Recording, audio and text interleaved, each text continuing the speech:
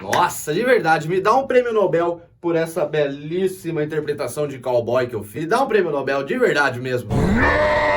Bom, mas então já deu pra pegar o clima do vídeo de hoje, né? Já deu pra pegar o chapelão aqui, clima cowboy. E hoje eu vou fazer aqui pra vocês um resumidão do Red Dead 1 e Red Dead 2. Então, curte o vídeo, se inscreve no canal e metralha o sininho pra não perder nenhum conteúdo geek, nerd, gamer, cultura pop, tudo que é do mundo nerd, eu trago aqui pra vocês. Mas pra isso vocês têm que curtir o vídeo, vocês têm que se inscrever no canal e vocês têm que ativar o sininho também, beleza? Então a vinheta já tá vindo, Red Dead 1 e 2 daqui a pouquinho.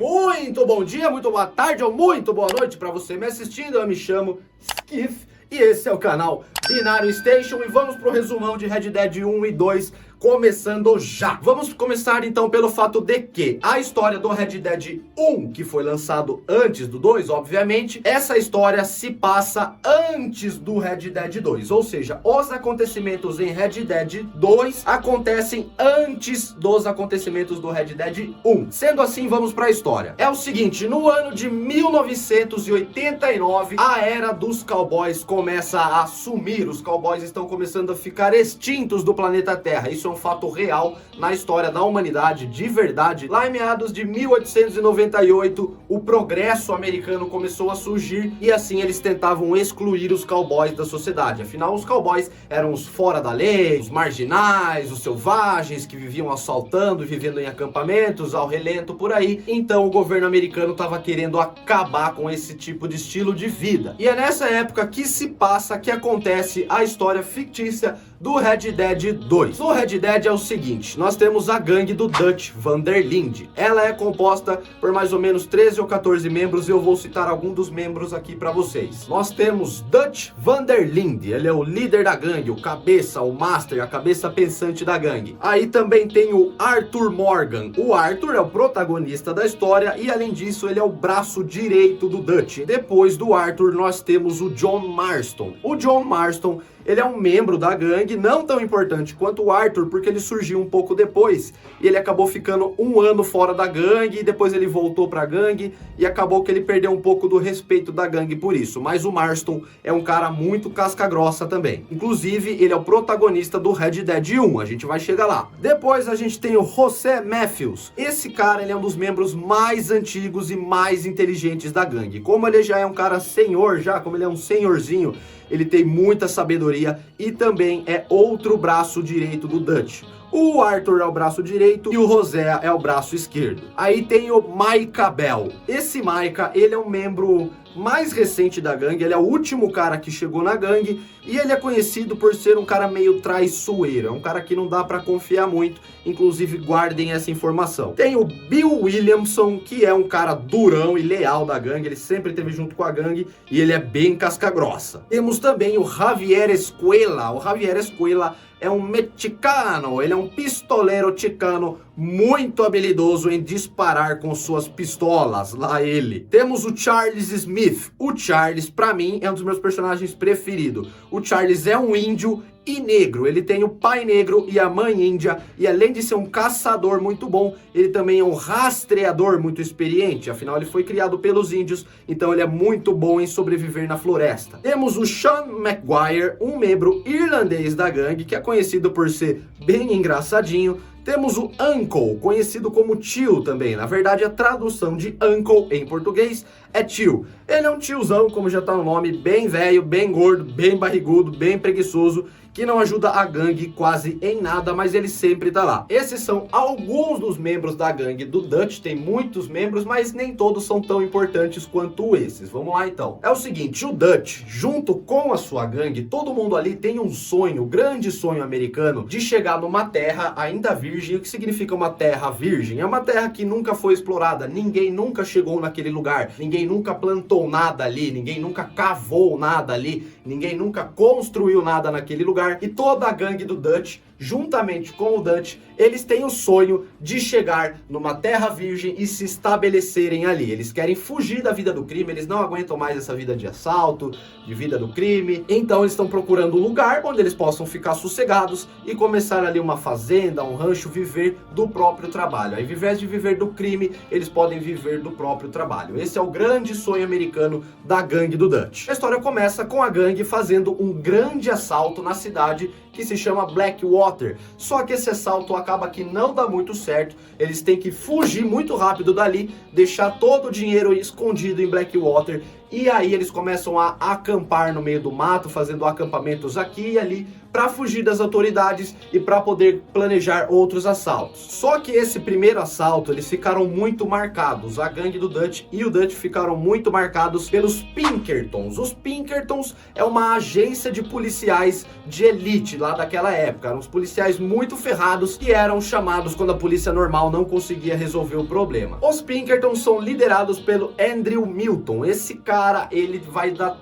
tudo que ele tem para matar os integrantes da gangue do Dutch, inclusive o Dutch. Então eles ficaram marcados pelos Pinkertons e aí eles começam a se espalhar em acampamentos pelo mato afora. E eles não param. O Dutch, ele é um cara muito mirabolante, ele sempre cria muitos planos de assalto e eles vão fazendo pequenos assaltos aqui, pequenos assaltos ali, para juntar o dinheiro e poder fugir para uma terra nunca antes conhecida. Até o momento que eles decidem fazer um grande assalto na cidade de Saint-Denis, que é a maior cidade do jogo, e esse assalto, mais uma vez, não dá certo. Esse assalto ele dá tão errado que o Hosea e o Lenny acabam morrendo. Dois integrantes muito importantes da história da gangue, eles morrem nesse assalto. E aí a confiança do Arthur para com o Dutch começa a cair. O Arthur começa a perceber que não dá para confiar muito no Dutch, que os planos do Dutch não estão levando eles a lugar nenhum, e sim estão trazendo a morte. Os planos do Dutch estão trazendo a morte para os integrantes da gangue, e isso começa a deixar o Arthur cabreiro com o Dutch, cabreiro mesmo.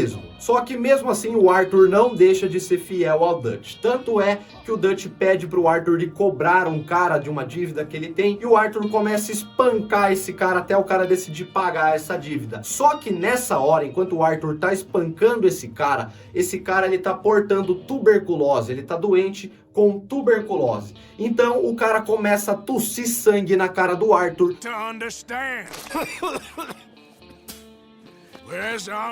E o Arthur acaba adquirindo tuberculose para ele. Ele vai no médico e o médico fala para ele: Arthur Morgan, o senhor está com tuberculose.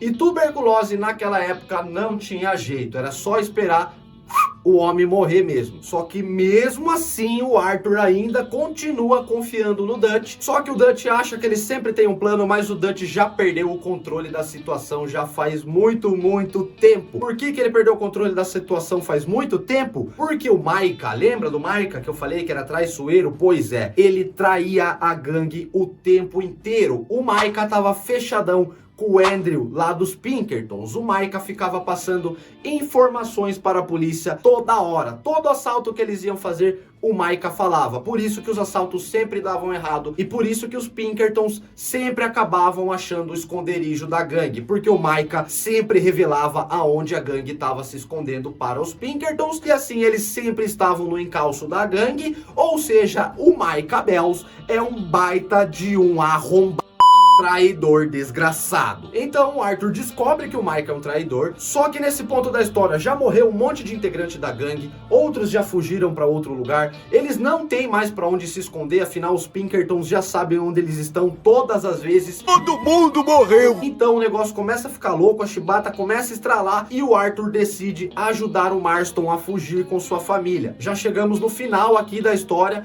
onde os Pinkertons estão quase matando todo mundo e o Arthur decide ajudar o Marston, sua mulher e seu filho a fugirem, porque eles estão junto no acampamento e os Pinkertons não estão nem aí, eles querem matar todo mundo. Qualquer um que aparecer na frente dos caras, os caras vão matar, inclusive uma mulher e uma criança.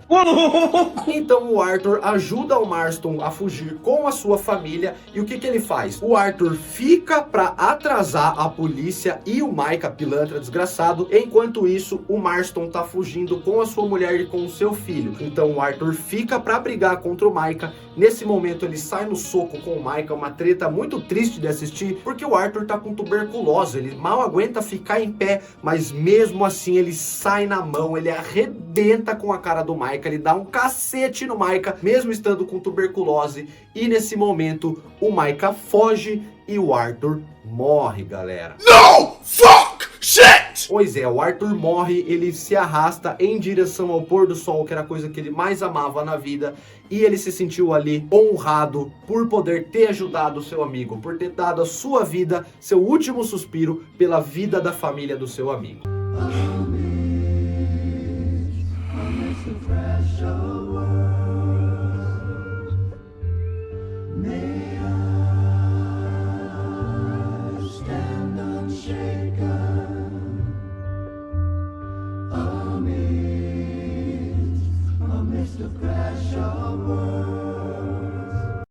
Sendo assim, o Marston consegue fugir, ele com a sua mulher e seu filho, e ele pede emprego para o cara que é dono de um rancho. Esse cara dá um emprego de peão do rancho, ele vira um trabalhador ali do rancho do cara. Só que por mais que o Marston tente fugir dos tiroteios, os tiroteios fazem de tudo para assim encontrarem com o Marston. Vira e mexe, ele arruma uma confusão, ele acaba tendo que matar alguém, e a mulher dele acaba abandonando ele por isso. A sua mulher e seu filho vão embora, deixam o Marston sozinho, isso deixa ele muito triste, e ele dá um jeito de comprar um terrenão e construir um baita de um rancho nesse terreno. Quando ele termina de construir a sua gigantesca fazenda, a sua mulher percebe o esforço que o Marston tá fazendo para se tornar um bom homem, um novo homem, e volta com ele. Ela traz o seu filho Jack de volta, e assim a família do Marston está reunida e todo mundo junto e todo mundo feliz. O Marston pede a sua mulher Abigail em casamento, ela aceita, e assim acaba o Red Dead 2. Essa é a história do Red Dead 2.